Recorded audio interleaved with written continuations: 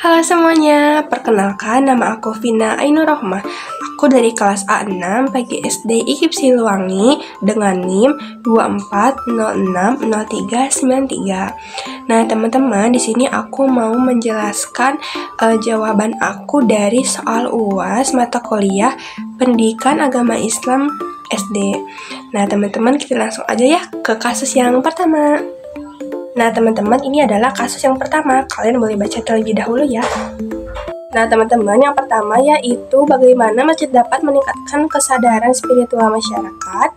Yang pertama bisa dilakukan dengan cara mengadakan pengajian setiap habis subuh. Nah, program ini tuh bisa diikuti oleh orang tua, bahkan remaja dan anak-anak. Yang kedua, bisa mengadakan pengajian setiap weekend, di mana pengajian ini dilakukan dengan lebih besar. Misalnya pengurusnya bisa mengundang para narasumber, ustadz atau ustazah yang lebih menarik para masyarakat untuk berdatangan. Nah, yang ketiga yaitu dalam kegiatan ini juga kita bisa memanfaatkan teknologi di zaman sekarang. Bisa dilakukan dengan cara membuat poster di media sosial untuk mengajak para masyarakat yang ada di luar sana. Nah, kegiatan ini bisa diadakan dengan kerjasama organisasi yang ada di sekitar masyarakat. Dua yaitu program apa sih yang bisa diadakan untuk meningkatkan kesehatan dan jasmani jamaah. Nah, untuk meningkatkan jasmani dan rohani, yang pertama bisa dilakukan dengan cara mengadakan kegiatan olahraga. Kegiatan olahraga seperti senam, yoga, atau jalan santai, termasuk para orang tua. Ini bisa dilakukan pada hari weekend, Sabtu atau Minggu, pada pagi harinya. Lalu bisa dilanjutkan dengan sarapan bersama. Makanan ini bisa didapatkan dari relawan manapun yang ingin bersedekah. Yang kedua yaitu program selanjutnya, mengadakan seminar kesehatan. Ini bisa dilakukan dengan cara mengundang narasumber tenaga kesehatan untuk mensosialisasikan mengenai kesehatan. Pada program ini, masyarakat akan mendapatkan pemahaman lebih tentang kesehatan. Yang ketiga yaitu tiga adalah kegiatan donor darah. Pada setiap waktu yang ditentukan, mendatangkan para petugas donor darah di masjid untuk mendapatkan donor darah dari siapapun masyarakat yang bersukarela mendonorkan darah kepada orang yang membutuhkan. Yang ketiga yaitu apa sih jenis pendidikan atau penyelenggaraan yang dapat diadakan di masjid? Pada kegiatan pendidikan bisa dilakukan dengan program kajian Islam dan forum remaja. Ini dilakukan dengan mengundang narasumber Gen Z untuk menarik para anak remaja untuk mengikuti kajian. Seperti yang kita ketahui ya, bahwa remaja zaman sekarang itu jarang yang mengikuti kajian. Maka dari itu kita coba untuk mengundang narasumber yang cocok untuk para Gen Z dan remaja zaman sekarang. Yang kedua yaitu mengadakan lomba-lomba setiap bulan. Misalnya lomba dakwah mengaji dan sholawatan untuk anak-anak, lalu juga lomba pameran kaligrafi untuk orang dewasanya. Pada kegiatan ini juga bisa ditarik dengan cara memberikan hadiah menjanjikan. Dan yang ketiga yaitu mengadakan kelas mengaji untuk anak-anak setiap sehabis asar atau maghrib. Keempat yaitu bagaimana sih cara masjid untuk mensejahterakan masyarakat di bidang ekonomi. Yang pertama yaitu dengan program kegiatan bantuan sosial seperti zakat, infak, dan sedekah. Ini bisa dikumpulkan dan dari para sukarelawan yang punya rezeki berlebihan. Yang kedua yaitu saat kegiatan pengajian setiap weekend bisa diadakan bazar. Masyarakat bisa berjualan di bazar sambil mendengarkan pengajian tersebut.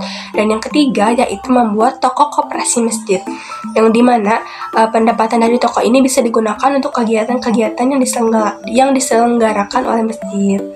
Teman, ini adalah kasus yang kedua. Boleh dibaca terlebih dahulu ya. Oke teman-teman, lanjut ke soal yang pertama yaitu jelaskan prinsip-prinsip utama seorang pendidik dalam Islam yang dapat membantu Ustadz Hasan memperbaiki pendekatannya. Nah, prinsip yang bisa dilakukan adalah menyampaikan segala sesuatu dengan ilmu dan niat yang benar, sabar, dan ikhlas. Pada poin sabar, tentunya sebagai pendidik juga harus lebih menahan emosi saat mendidik peserta didik. Jangan sampai emosi kita dapat menghancurkan kepercayaan anak.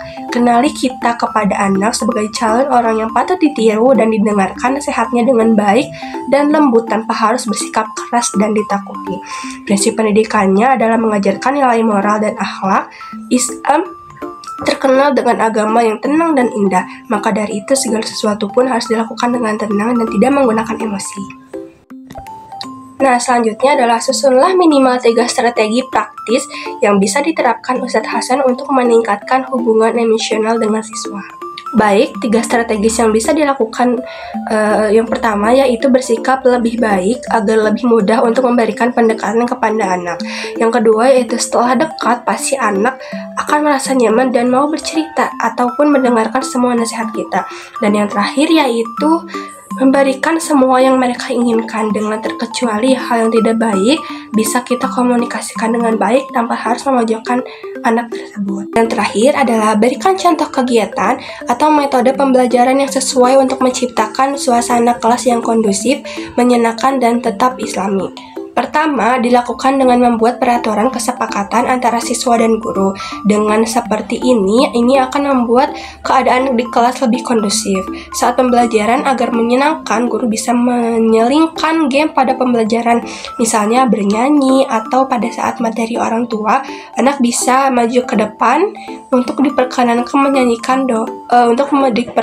menyanyikan dan membacakan doa untuk orang tuanya. Kegiatan ini bisa dilakukan tapi tetap islami.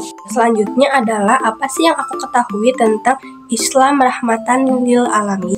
Islam rahmatan lil alamin adalah konsep Islam yang bertujuan untuk mewujudkan kasih sayang dan kedamaian bagi manusia dan alam semesta, bisa dengan menyebarkan kebenaran dan keadilan.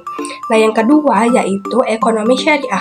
Ekonomi syariah ini bertujuan untuk menciptakan sistem ekonomi yang adil, misalnya larangan riba, berjudi, memberikan zakat dan sedekah, dan juga menghormati hak milik orang lain.